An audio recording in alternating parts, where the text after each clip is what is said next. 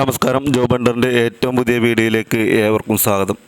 നമ്മളിന്ന് ടെക്നോ പാർക്കിൽ വന്നിട്ടുള്ള പ്രമുഖ കമ്പനിയായ വിസ്മയ ഇൻഫോടെക് സൊല്യൂഷൻ എന്ന പ്രൈവറ്റ് ലിമിറ്റഡ് കമ്പനിയിലേക്ക് പുതിയൊരു ജോബ് പോസ്റ്റിലേക്ക് നോട്ടിഫിക്കേഷൻ വന്നിട്ടുണ്ടായിരുന്നു.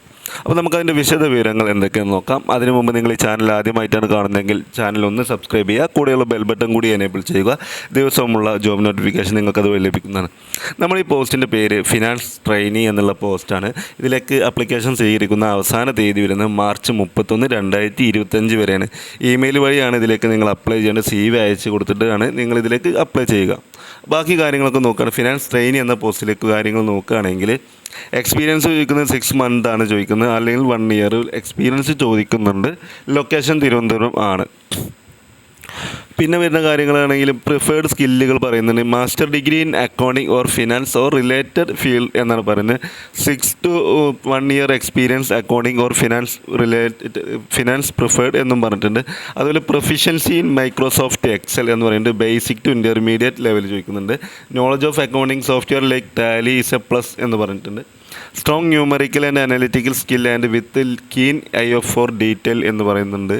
അപ്പോൾ ജോലി എന്തൊക്കെ റെസ്പോൺസിബിലിറ്റി നോക്കുകയാണെന്നുണ്ടെങ്കിൽ നമുക്കറിയാം അക്കൗണ്ട്സിലൊക്കെ എന്താണ് ചില അക്കൗണ്ട്സ് പേയബിൾ റിസീവബിൾ നോക്കേണ്ടി വരും, ജനറൽ ലെഡ്ജർ എൻട്രീസ് വേണ്ടി വരും, ബാങ്ക് റീകൺസിലേഷൻ നോക്കേണ്ടി വരും, എക്സ്പെൻസ് റിപ്പോർട്ടിംഗ് ഉണ്ടായിരിക്കും, പ്രിപ്പയർ ഫിനാൻഷ്യൽ റിപ്പോർട്ട്സ് ഉണ്ടായിരിക്കും, ടാക്സ് ഫയലിംഗ് അസിസ്റ്റൻ്റ് ഉണ്ടായിരിക്കണം, ഡോക്യുമെൻറ്റേഷൻ ആൻഡ് ഫയലിംഗ് ഉണ്ട്, സപ്പോർട്ട് ഓഡിറ്റ് ഉണ്ട്, അഡ്മിനിസ്ട്രേറ്റീവ് സപ്പോർട്ട് ഉണ്ടായിരിക്കും, അസിസ്റ്റ് ഫിനാൻഷ്യൽ അനലൈസിസ് എന്നുണ്ട്. അപ്പോൾ ഈ വർക്കൊക്കെ നമ്മളൊരു അക്കൗണ്ട്സിൽ വർക്ക് ചെയ്യുന്ന ആളോ അല്ലെങ്കിൽ എക്സ്പീരിയൻസുള്ള ആളുകൾക്ക് അറിയുന്ന ജോബ് തന്നെയാണ്. ഈ കാര്യങ്ങളൊക്കെ റെസ്പോൺസിബിലിറ്റി തന്നെയാണ്.